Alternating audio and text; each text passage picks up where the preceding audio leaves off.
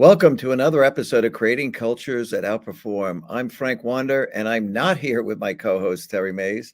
She couldn't make it today, so she won't be with us.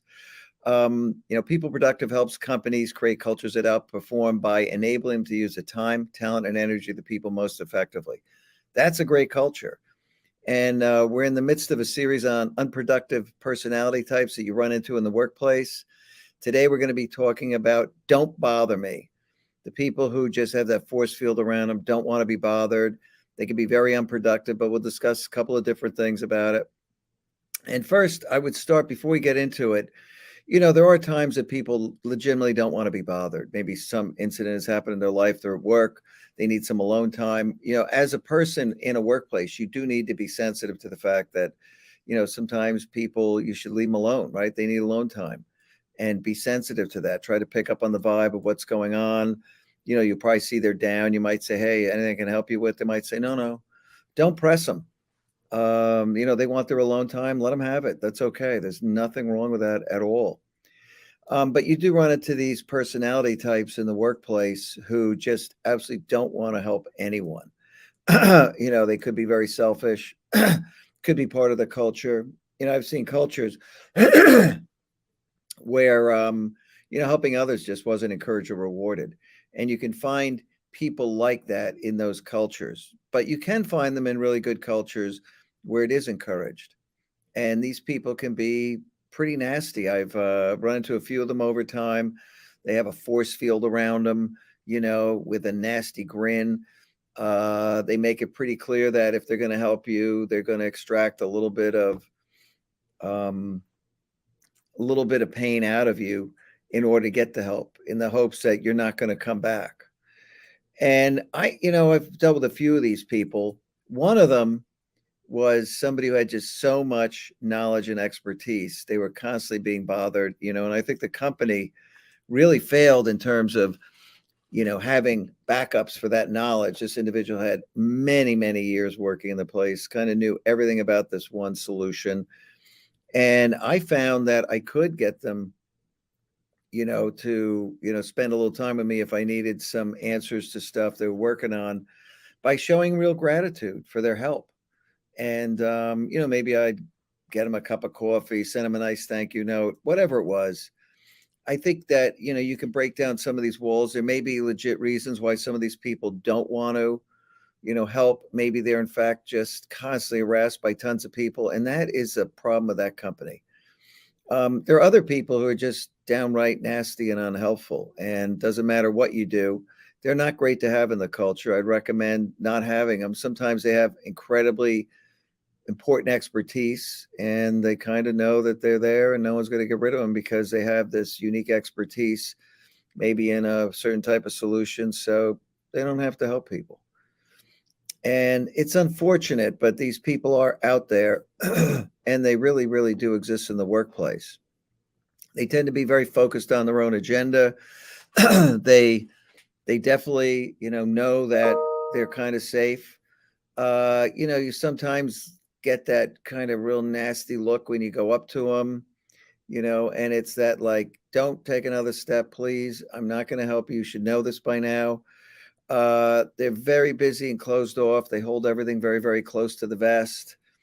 Um, and they make it kind of unpleasant to communicate with them. It's just torture to spend, 10 minutes with them because you're pulling teeth, trying to get answers to things. So they're out there. And I think, this is a type of person where when a leader sees someone like that and sees them in the culture operating the way they are, they really got to coach them. It's completely unproductive. And there isn't a place in cultures for people like this in reality. It's my opinion.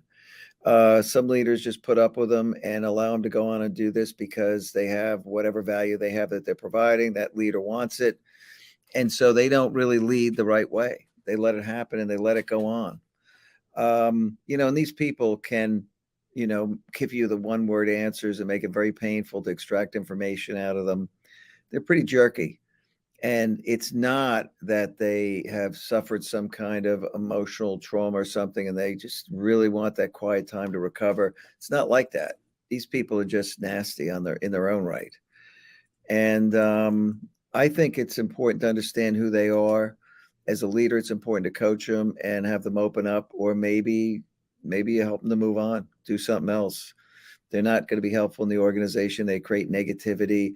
They're a net drain on the culture ultimately, and they're not worth whatever overhead they're creating.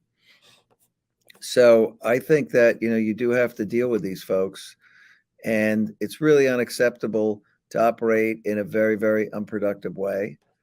And I think you need to really confront that head on.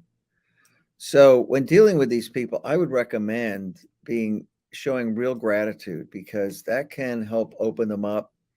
Uh, there is a bit of reciprocity, help them if you can with something. They'll probably be much more likely to help you in return. Try to weave them into the fabric if you can, accept them, see if you can break down some of the walls.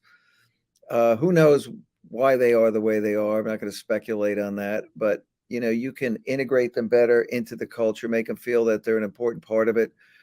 These people, some of them, there are some real introverts out there that just do want to be left alone. I'm not talking about that type of person here. But introverts in a good culture, they contribute, they help out. And they don't want to be up on stage sharing their information in some all hands or town hall meeting, but most of the time they're very, very willing to help out. And gratitude goes an extremely long way in terms of helping these folks. So why don't we bring up the takeaways and take a look at these and see what we've got here. Terry was nice enough to put the takeaways together.